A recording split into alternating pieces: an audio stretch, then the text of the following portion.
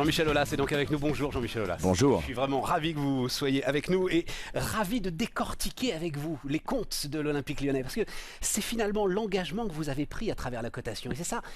Et je trouve d'ailleurs que le monde du football ne s'intéresse pas assez finalement à l'ensemble des éléments que vous donnez à travers la cotation et que vous donnez au marché. Parce que cet Olympique Lyonnais-là, il est traité comme une entreprise classique. C'est bien ça que vous voulez faire, hein, Tout à fait, c'est la raison pour laquelle je suis sur BFM. Voilà, d'ailleurs je vous en remercie.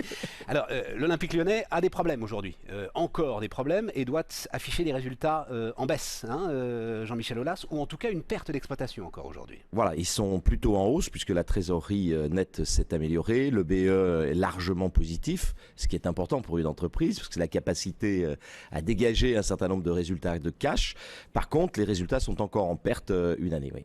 Donc je lis ce communiqué, et forcément, et on ne va pas jouer ensemble, enfin, il y a un petit jeu ambigu qu'on est obligé de jouer ensemble. Quand vous écrivez « Un abaissement significatif de la masse salariale permet de viser un retour à l'équilibre ».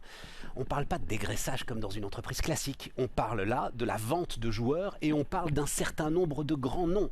C'est ça à chaque fois l'ambiguïté des résultats, hein, Jean-Michel Aulas. C'est exactement cela, avec une recherche d'optimum entre cette baisse de la masse salariale et puis garder la performance de l'équipe, parce que l'objectif, le cœur de métier de cette activité, c'est quand même de gagner des matchs. Donc il faut d'une part avoir une masse salariale qui soit compatible avec les ressources, et puis deuxièmement avoir aussi une équipe qui soit compatible avec l'ambition élevée sportive que nous avons. C'est ça qui est impossible. Je pense pas que ça soit impossible. C'est ça qui est impossible. Non, alors c'est pas impossible. Ce qu'il faut, c'est trouver un régulateur sur le plan des ressources, des revenus. Et ce régulateur, il arrive avec le nouveau business model des clubs que l'on trouve d'ailleurs aussi en bourse en Europe, donc avec les stades. Et donc là, c'est le fameux Stade des Lumières. Alors, parlons, disons un mot sur ce Stade des Lumières. Je pensais finir là-dessus, mais allons-y sur ce Stade des Lumières. Vous avez aujourd'hui, là encore, vous avez fait un pari, et un pari qui n'appartient qu'à vous. C'est de le faire 100% privé, ce Stade des Lumières, hein, Jean-Michel Aulas. Exactement, par opposition à ce qui était fait traditionnellement en France. Mais on est en Europe, on est dans le monde, et partout en Europe, les stades sont des stades privés avec des réussites fantastiques comme Arsenal, comme le Bayern de Munich ou d'autres clubs tout à fait référencés. Est-ce que vous avez aujourd'hui le financement pour ce stade? Alors le financement est en cours de discussion. Aujourd'hui, tout n'est pas bouclé. On sait à peu près les grandes parts de fonds propres qu'il conviendra de mettre en œuvre, les parts d'endettement bancaire, et donc on discute avec les banques. Oui, mais avec des banques qui aimeraient bien qu'il y ait une garantie publique quand même, Jean-Michel Aulas, non? Alors, on parle quand même, combien? Il faut lever quoi? Alors je vais parler sous votre contrôle puisque vous êtes là, on va avoir les vrais chiffres. Il faut quoi? Lever 200 millions d'euros de dette à peu près, hein, sur... C'est probablement ce vers quoi nous nous orientons, avec un financement corporate, donc qui n'est plus le financement habituel que les clubs ou que des financeurs d'infrastructures traditionnelles par des PPP avaient jusqu'à présent. Donc PPP, c'est partenariat public-privé. Hein, partenariat public-privé. Là, on est dans un financement privé, d'un financement corporate, où l'entreprise dégage un certain nombre de ressources, et donc on va trouver avec les banques des garanties dans les ressources traditionnelles de ces clubs de football, en particulier les revenus télévisés, la billetterie qui s'inscrit dans une récurrence tout à fait importante, et donc il est tout à fait possible, Arsenal l'a démontré, le Bayern l'a démontré, de financer sur le plan européen ce type d'infrastructure. Mais on est sur un total de produits et d'activités hein, aujourd'hui pour l'Olympique Lyonnais de, alors donc 147 millions d'euros, hein, c'est ça Jean-Michel Aulas, 150 millions à peu 150 millions d'euros, on est sur des recettes de billetterie qui ne font que 20 millions d'euros. Enfin, le gap est considérable aujourd'hui encore. Mais bien sûr, parce qu'il n'y a pas de stade. Parce qu'il n'y a pas de stade. Et mais voilà. Vous pensez que vous allez faire un levier x10 alors, avec vous avez cette usine, parce que c'est une usine, hein, finalement, pour cette entreprise. Vous avez un exemple qui est tout à fait d'actualité, c'est Lille qui vient d'ouvrir son grand stade. L'année dernière, nous avions joué avec l'Olympique Lyonnais à Lille devant 14 000 personnes.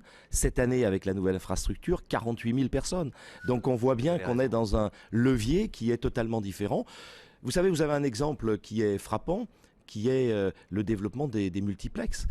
Vous aviez dans le passé un certain nombre de salles à capacité réduite. Aujourd'hui, vous avez des multiplexes dont la capacité est multipliée par 10 et ils sont pleins. C'est passionnant.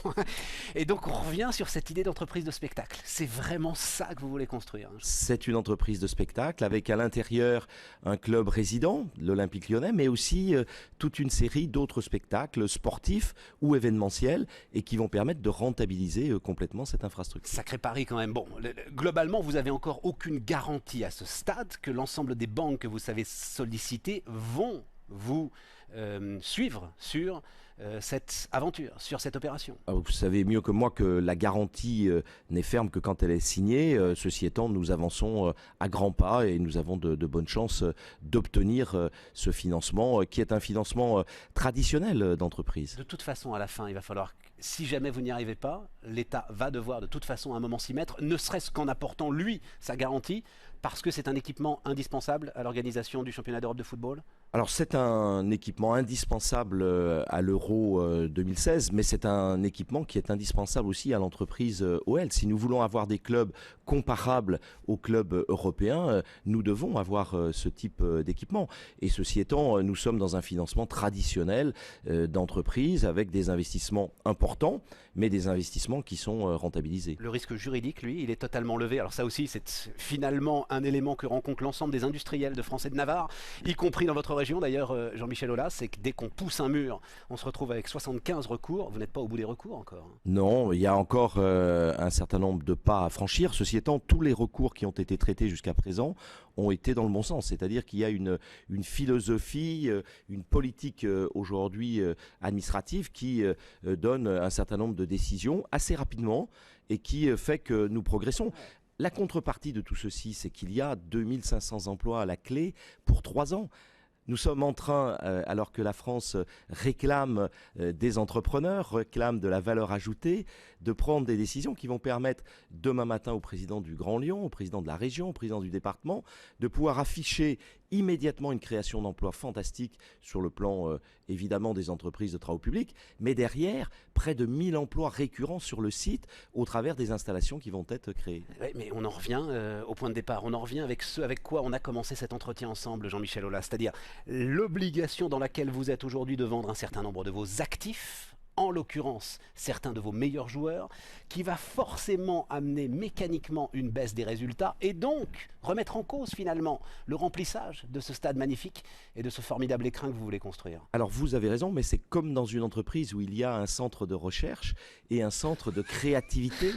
Nous avons une académie qui fabrique bien sûr les nouveaux joueurs de demain et toute l'alchimie de ce qui a d'ailleurs formidablement marché pour l'Olympique Lyonnais, c'est d'avoir su générer des joueurs qui sont des joueurs sans cesse plus jeunes, moins chers et qui sont performants. Donc aujourd'hui, l'Académie de football de Lyon, et qui est l'une des principales académies de France et d'Europe, eh bien, génère des jeunes joueurs qui sont aujourd'hui les meilleurs de leur génération. Donc ce sont eux qui vont prendre la suite des stars qui ont été valorisés. Et ça peut marcher, ça, Jean-Michel Aulas, dans le monde du football tel qu'il est en train de se déplacer. Enfin, vous avez pris l'orage Qatar là, face à vous, tout à coup. Boum, des gens qui ne jouent pas à votre jeu. Ils ne jouent pas à votre jeu, Jean-Michel Aulas. Alors, comment vous voulez vous avez raison d'insister sur cette difficulté. Ceci étant, le Financial Fair Play qui a été décidé par Michel Platini et l'UEFA vient réguler tout ceci. Et la première année de sanction de ce Financial Fair Play, c'est demain, c'est 2014. Ils vont tricher avec ce fair play financier. Ils ont déjà commencé à tricher avec ce fair play financier. Ils inventent. Donc, juste, on le dit d'un mot, ce fair play financier, c'est que le club doit dégager par lui-même les ressources nécessaires à sa croissance. Hein. Exactement. Et ils ont commencé à s'inventer des accords de partenariat qui n'ont ni queue ni tête. Alors, qui sont dans les parties liées complètement exclus du Financial Fair Play. C'est-à-dire que vous n'avez plus la possibilité dans le Financial Fair Play, au travers des parties liées, c'est-à-dire des sociétés proches des actionnaires, de pouvoir trouver des sponsors à des conditions de marché qui sont non conformes à ce qui est pratiqué par ailleurs. Donc le sponsor à 100 millions qui correspond à rien du tout, ça n'existe plus dans le Financial Fair Play. Donc on vit dans une époque... Vous pensez que l'ensemble de l'État du Qatar sera considéré comme une partie liée aujourd'hui par l'UEFA? Mais bien sûr. Ah, et ça change tout. Hier, Michel Platini a annoncé dans sa conférence de presse de l'Euro 2016, c'était à Paris, avec Madame Fournéron, avec Jacques Lambert, avec le président de la fédération.